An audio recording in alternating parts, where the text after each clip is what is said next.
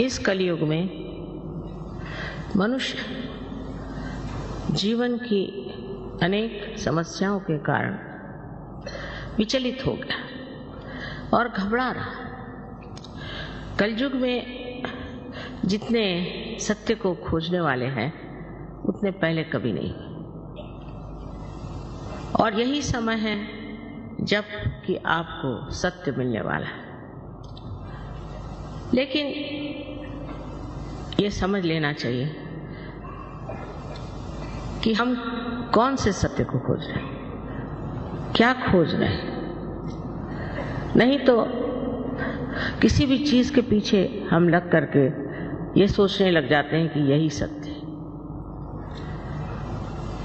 इसका कारण यह है कि हमें अभी तक केवल सत्य, एब्सोल्यूट ट्रूथ मालूम है। कोई सोचता है कि ये अच्छा है, कोई सोचता है वो अच्छा है, कोई सोचता है कि जीवन और ही तरह से बिताना चाहिए। तो विक्षुब्ध सारी मन की भावना और भ्रांति में इंसान घूम रहा।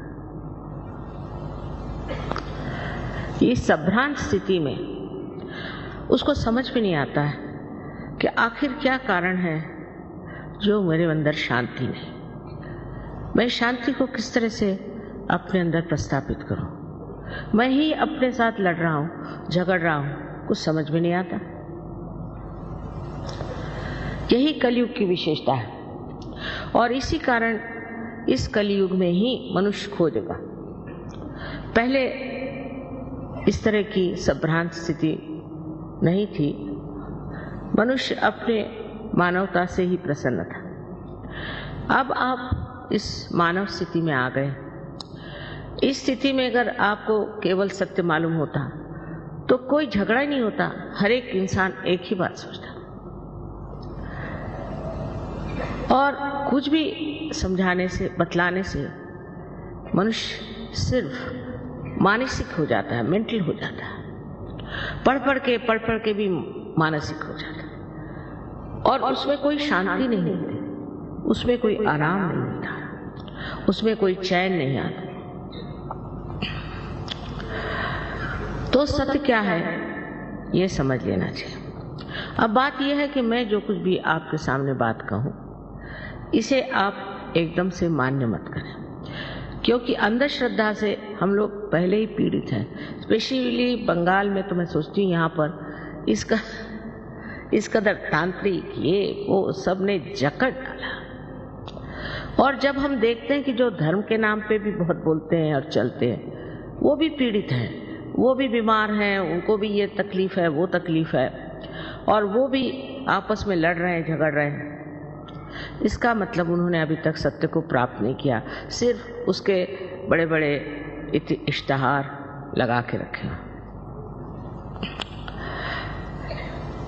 तब मनुष्य घबरा के पूछता है कि सत्य है क्या। सत्य और प्रेम ये दोनों एक चीज है। आश्चर्य की बात है, इसका मिलाप लोग समझ नहीं पाते। समझ लीजिए आप किसी को नितांत प्रेम करते हैं तो आप उसके बारे में हर एक छोटी छोटी बातें जान लेते, पर ये परमात्मा का प्रेम है, ये दैवी प्रेम है। इस प्रेम को सत्य मान लीजिए ऐसा मैं नहीं कहूंगी, पर यह सिद्ध हो सकता है। उसके लिए आपको इस मानव चेतना से, ह्यूमन अवेयरनेस से ऊपर उठना होगा। तभी आप समझ पाएंगे कि सत्य और प्रेम एक ही चीज है। और ये दोनों ही चीज, दोनों ही बातें, दोनों ही गुण ऐसे मनुष्य में होते हैं जिसने आत्म साक्षात्कार को प्राप्त कर लिया। और जिसने अभी तक आत्म साक्षात्कार को प्राप्त नहीं किया और जो सिर्फ ऊपरी तरह से बातें करता है और काफी लेक्चर देगा या काफी कर्मकांड कराएगा, उससे आज तक किसी का फायदा हुआ नहीं और न होगा। इसके लिए जरूरी है कि हम समझ लें सत्य क्या है। हम ये शरीर, बुद्धि, मन, अहंकार आदि उपाधियां नहीं, हम शुद्ध आत्मा है, ये सत्य। क्योंकि हम कहते हैं ये हमारा शरीर, ये हमारा मन, ये हमारी बुद्धि, हमारी हमारी हमारी, मेरी मेरी मेरी, ये मैं है कौन, इसे जानना है। और ये मैं ही शुद्ध आत्मा है जो आपके हृदय में विराजता है, वही शुद्ध आत्मा। उसको प्राप्त करना, उसका प्रकाश अपने चित्त में लाना ही एक तरह से आत्मा का दर्शन है। और दूसरा सत्य ऐसे है, जैसे आप देखते हैं चारों तरफ ये फूल हैं, कितने सुंदर फूल, और ये फूल जिस पृथ्वी तत्व से निकले हैं, कितना चमत्कार है कि हर एक तरह का फूल अलग अलग तरीके से आता है और इसके लिए कुछ पैसा नहीं देना पड़ता। माँ का पृथ्वी तत्व जो प्रेममय है वो अपने आप इसको पनपाता है, सुगंधित करता है और रंग बिरंगों से भर देता है। ये एक महान आश्चर्य की बात है कि हम इस बारे में सोचते ही नहीं कि जीवित कार्य कैसे होते हैं। जैसे किसी डॉक्टर से पूछे कि हमारा हार्ट कौन चलाता है, हमारा हृदय कौन स्पंदित करता है, तो डॉक्टर ये कहेगा कि इसकी एक ऑटोनॉमस नर्वस सिस्टम है। तो ये ऑटो है कौन? स्वयं चालित संस्था है। तो ये स्वयं कौन है? वो स्वयं ही आपका आत्मा है। इसको प्राप्त कर लेना, उसका प्रकाश अपने अंदर लाना, ये आत्म साक्षात्कार हो। और इस चारों तरफ फैली हुई परमात्मा की प्रेम शक्ति, जिसने ये सुंदर फूल उगाए जो हमारे हृदय को भी चलाते, उससे एकाकारिता करना, ये योग है। यही योग है और इसका जन्म सिद्धाधिकार आप सब मानव जाति को है।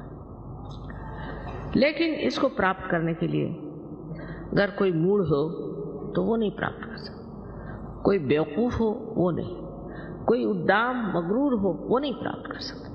उसके लिए नम्रता चाहिए और मांग चाहिए कि हमें ये चीज चाहिए। हृदय से, प्रेम से। अगर मनुष्य अपने को जरा सा भी देखे तो वो अब एक अधूरा है और उसके अंदर अनेक शक्तियां हैं जिसका प्रादुर्भाव, मैनिफेस्टेशन हो सकता है। लेकिन उसके लिए मनुष्य को ये समझना चाहिए कि आप नम्रतापूर्वक इसे अपने हृदय से मांगो। क्योंकि जब प्रेम की शक्ति मांगनी है तो प्रेम पूर्वक ही मांगी जाती है। लड़ाई झगड़े से और परेशान करने से ये शक्ति कभी भी प्राप्त नहीं। इस शक्ति के बारे में आपको पहले बता ही चुके हैं वो कि त्रिकोणाकार अस्थि में ये शक्ति कुंडलिनी नाम की है। अब ये कोई नई बात मैं नहीं कह रही हूँ। हमारे शास्त्रों में छठी, समझ लीजिए छठी शताब्दी, जबकि शंकराचार्य है, उन्होंने इस पर बात की। लेकिन 13,000 वर्ष मार्कंडेय ने कुंडलिनी की बात की, पर सब संस्कृत भाषा।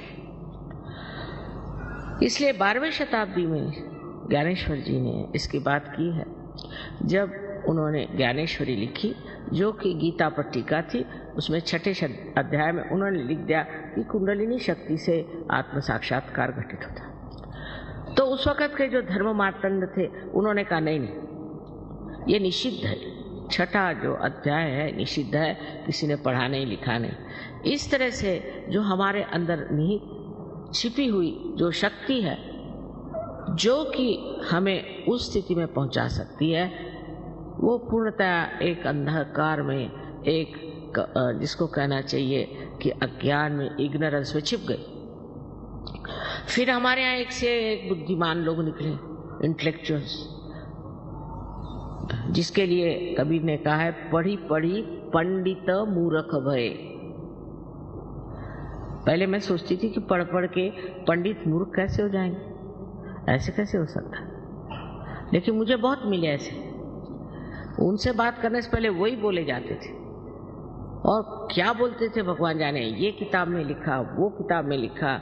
मैंने कहा आपकी किताब में क्या लिखा है वो बताइए। तो हम अपने से अनभिज्ञ, अपने से अपरिचित, दूसरों ही की बातें अपने खोपड़ी में भर लेते हैं